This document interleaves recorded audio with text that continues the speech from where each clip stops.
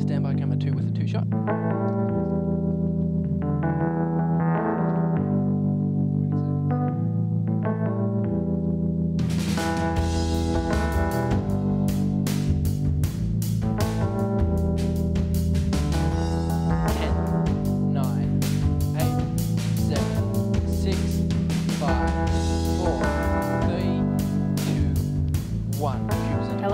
Melbournians, and welcome once again to A Tale to Tell, a show where we hear stories from the people of Melbourne. I'm your host, Grace Brown, and these are my reporters, Danny Shelford and Andy McIndoe. Today, our tales come from Martin Leahy, who is one of the earliest members of the Australian Sex Party, and Margherita Coppolino, a photographer and disability advocate. We also have a special performance from Johnny Perrin. Now let's sit back and hear some stories. My name's Martin Leahy, I'm 57, and I'm a storeman. Born in 1957, Martin has a multitude of experiences under his belt, including that of a road manager for a band in the 1970s, a chef and a storeman. He is a firm believer in equal rights for everyone, including the LGBTI community, and lives in Endeavour Hills with his wife Maggie, who works in adult entertainment. 9, Martin enjoys 8, gardening in his spare 7, time. 6, 5, 4, 3, 2, Please welcome, 1. Please welcome Martin Leahy. Hi. Nice to meet you. Great to see you again, Martin. How have you been? Yeah, good.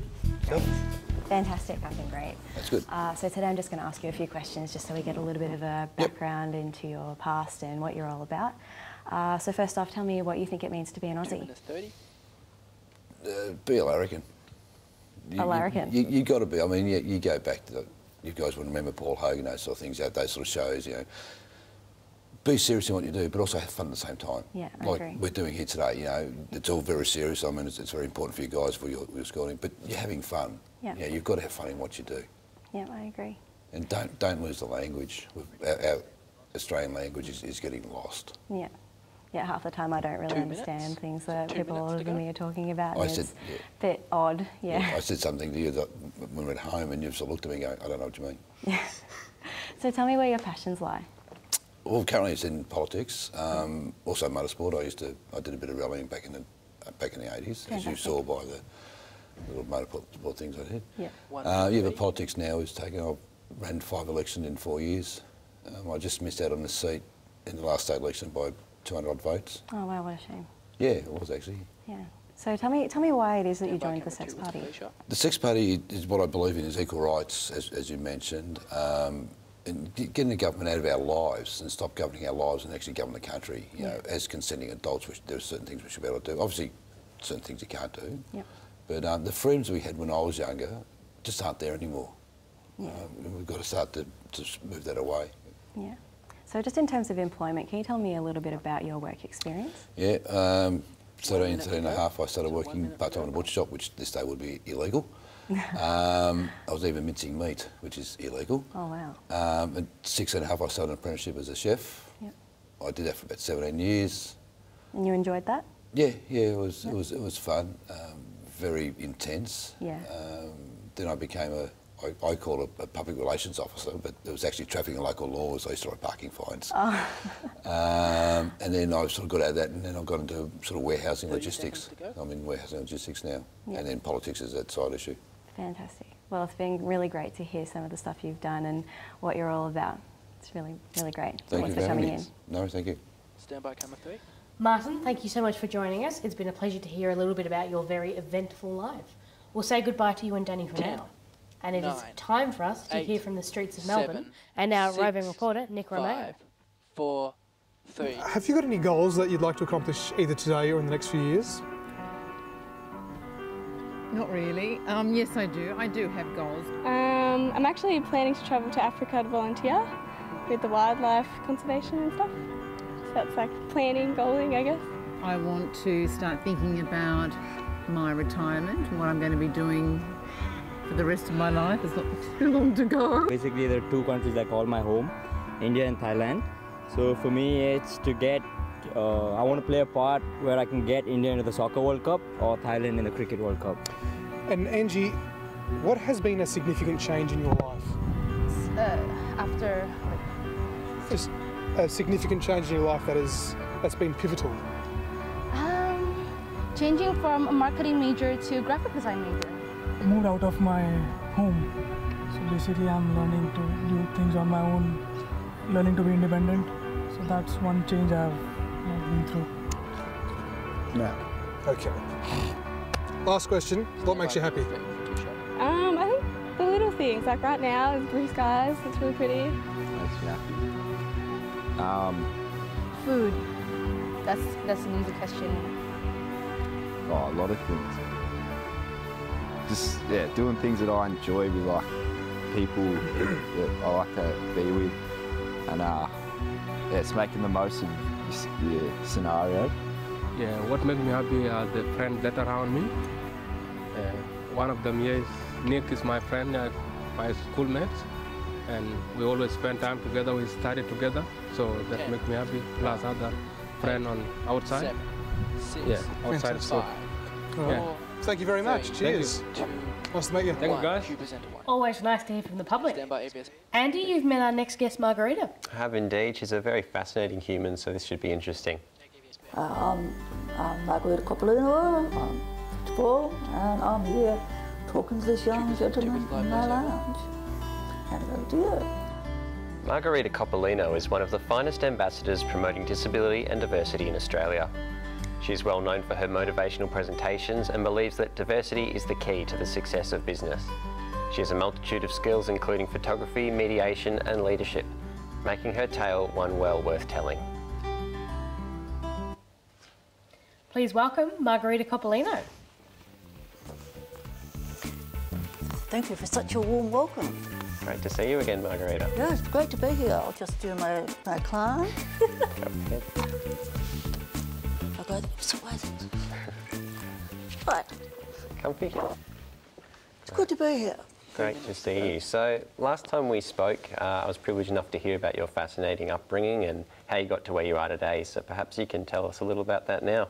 Okay, well in 1959, my mother migrated from Sicily during the big migration drive that happened with the Italians and the Greeks, and she fell pregnant on the boat coming to Australia.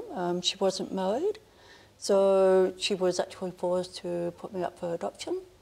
And in those days, if there was anything medically wrong with the child, dwarfism was one of them, dwarfism, that's it. Then you were not suitable for adoption.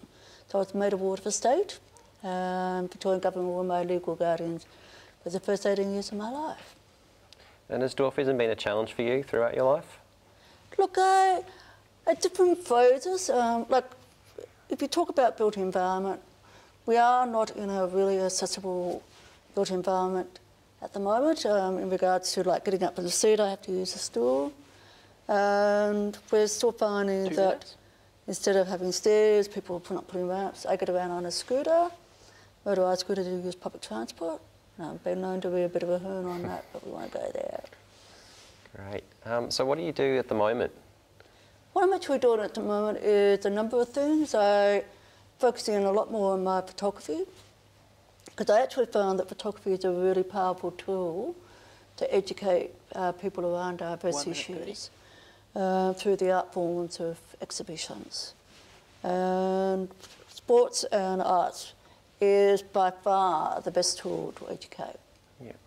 And I understand you've got a pretty interesting story about the Olympics as well. Ah, yes, well, I'll tell the short version of it. 2009 and 2013 were the two World Dwarf Games that Team Australia competed in for the first time, which I went along on Team Australia. World Dwarf Games is a Paralympic version for short-touch people. I competed in the Masters age category. Great hair. And in 2013, when I went back for the second time, I won gold and silver and bocce. Fantastic. So is there any other significant parts in your life to do with dwarfism that you'd like to share with everyone while you're here? Look, I think with short-touch issues globally at the moment, the one that seems to be taking the media by storm, particularly in the last couple of days, is what was shown on 60 Minutes on Sunday night around the medical trials that are happening worldwide. 20 seconds. And it was portrayed as these medical trials were actually a pure short-touch. That's not true. It was actually increase healthy and well-being in short data, living with short data. So interesting. That's what we're dealing with in the last couple of days. Quite interesting, isn't it? Well, thank you so much for sharing some of your story with us. It's a shame we don't have time to hear more. It's been great. So thank you very much, Margherita. It's been an absolute pleasure learning about you today. Thank you for coming on the show. Thank you. Now we have a very special treat in Johnny Perrin. Johnny taught himself how to play the didgeridoo some years ago, even circular breathing. Circular breathing is breathing in through the nose and out through the mouth at the same time, which is quite tricky, I imagine. Please welcome Johnny Perrin. 15 seconds. So 15 seconds. Hold. 10 seconds. Hi, Johnny. It is lovely to have you. Now, I won't waste any time, and please take it away, Johnny Perrin. 6, thank you. 5, 4, 3, 2, 1. Cue Johnny.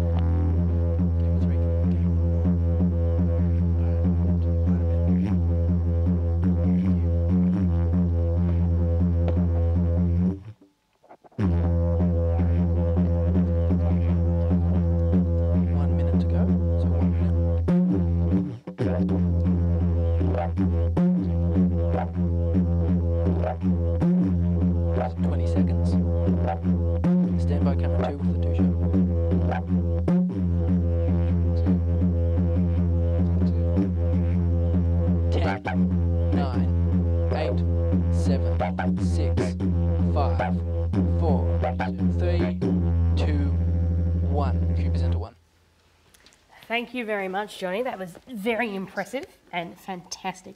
Thank you so much for coming on the show. Thank you. Well, that's unfortunately all the tales we have time to tell today. Thank you to Martin and Margherita for sharing your stories with us, and to Johnny for your incredible self-taught talent. Please join us next time for more stories on A Tale to Tell.